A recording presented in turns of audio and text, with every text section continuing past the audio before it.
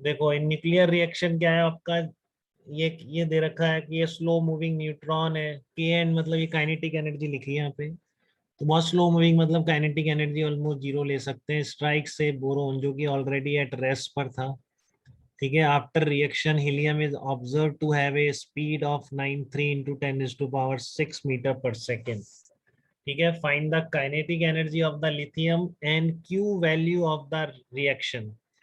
जबकि आपको atomic masses दे रखे हैं हीलियम के एंड लिथियम के, मासेस आपको दे रखे हैं, ठीक है। तो आप इसमें क्यू वैल्यू आपको निकालनी है। आपको रिएक्शन के बाद हीलियम की स्पीड दे रखी है, ठीक है। तो लिथियम की काइनेटिक एनर्जी आपको निकालनी है, ठीक है। तो यहाँ पर ये मासेस जो है इसके ले नहीं रखा है इसने, एटॉमिक मासेस है क्या है, तो हम न्यूक्लियस के मास मान लेंगे और क्या करना। तो दे नहीं रखा ना इसने, लिख दे रहा तो अच्छा रहता है, न्यूक्लियस के मास है बेसिकली, ठीक है।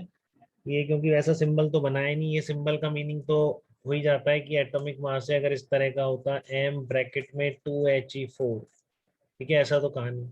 तो ये आपके क्या है, लिख भी देता, लिखना चाहिए वैसे, लिखा भी होगा, हो सकता है ना लिया होगा। ये न्यूक्लियस के मास है एग्जैक्टली, ठीक है ना। ये एग्जैक्टली न्यूक्लियस के मासेस आपको गिवन है और इस तरह की रिएक्शन आपको गिवन है। तो क्या करोगे इसमें बताओ। ये दे रखा इनिशियल मोमेंटम नहीं है सिस्टम के पास, तो बाद में भी नहीं आ सकता बेटा, ये सीधी बात है, ठीक है ना। जब इनिशियल मोमेंटम नहीं है तो बाद में भी मोमेंटम नहीं आ सकता। तो अगर इसकी वैल्यू दोनों एक का मतलब ये दो ही पार्टिकल बच रहे हैं बाद में, तो इसका मतलब दोनों एक दूसरे के अपोजिट चलेंगे और मोमेंटम दोनों के बराबर होंगे। तो इसलिए आप क्या है, देखो मास पता है दोनों के, एक की स्पीड पता है और पता है m1v1 इक्वल टू m2v2, दोनों इक्वल मोमेंटम से अपोजिट डायरेक्शन में जाएंगे, क्योंकि मोमेंटम कंजर्वेशन फेल नहीं हो सकता, ठीक है। क्योंकि मोमेंटम कंजर्वेशन कभी भी फेल नहीं हो सकता। तो आपके ये दोनों एटम एक दूसरे के अगर अपोजिट डायरेक्शन में जाएंगे तो ही मोमेंटम कंजर्व रहेगा। तो आप जस्ट मोमेंटम इक्वेट कर दोगे, ठीक है। Velocity of lithium, mass of lithium is equal to helium का मास, वेलोसिटी ऑफ हीलियम, ठीक है। अब क्या करोगे आप, पी इनिशियल 0 था इसलिए, क्लियर है यहाँ तक बात। तो बस अब आपको हीलियम की, लिथियम की kinetic energy half into mass into velocity square, velocity square यहाँ से पुट कर दो, ठीक है। अब ये सारे डेटा आपको दे रखे हैं, हीलियम का मास, लिथियम का मास, दोनों ये रहे, ठीक है ना। आप चाहे से उनको केजी में कन्वर्ट कर लोगे, और हीलियम की वेलोसिटी ये रही 9.3 इंटू 10⁻⁶। तो काइनेटिक एनर्जी ऑफ लिथियम निकल के आ गई, ठीक है।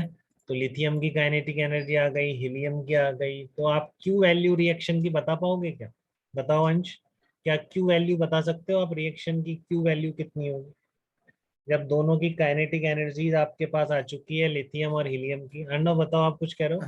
Kinetic energy plus extra energy. हाँ, तो एक्स्ट्रा एनर्जी की बात कुछ करी नहीं, ऐसा बोला नहीं कि इनमें से कोई एक्साइटेड स्टेट में बना है, ठीक है बेटा।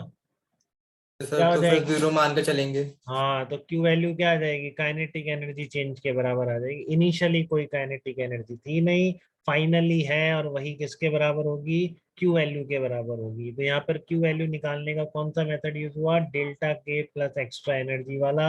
हमको बोला नहीं कि कोई न्यूक्लियस एक्साइटेड स्टेट में बना है, तो हम एक्स्ट्रा एनर्जी वाला टर्म जीरो कर देंगे। तो Q value of the process will be is equal to change in kinetic energy, ठीक है। जिसने शुरू से पढ़ा है ढंग से क्यू वैल्यू के बारे में, उनको बहुत ही क्लियरली इसमें लिंक बैठ रहा होगा, ठीक है। कोई दिक्कत उन्हें नहीं लग रही होगी। तो क्यू की वैल्यू कितनी आ गई, kinetic energy of lithium plus kinetic energy of helium. ये काइनेटिक एनर्जी ऑफ हीलियम लिख ली, इसकी पता ही है, मेगा इलेक्ट्रॉन वोल्ट में कन्वर्ट कर लिया, तो 2.83 mega electron volt will be equal to Q value of this process, ठीक है। 2.83 mega electron volt will be equal to Q value of this process. इस प्रॉब्लम में किसी का थोड़ा भी कंफ्यूजन तो वो मुझे जरूर बताएं। काफी बेसिक प्रॉब्लम है, momentum conservation plus nuclear reaction plus Q value सब कुछ है इसमें, ठीक है। चलिए।